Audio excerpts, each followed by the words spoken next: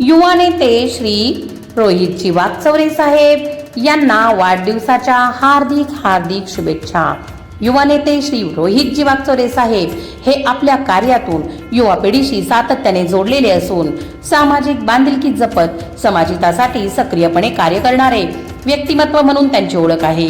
आपल्या मनमिळावू स्वभावामुळे आणि सकारात्मक विचारसरणीमुळे त्यांनी अनेकांच्या मनात आपले वेगळे स्थान निर्माण केले आहे।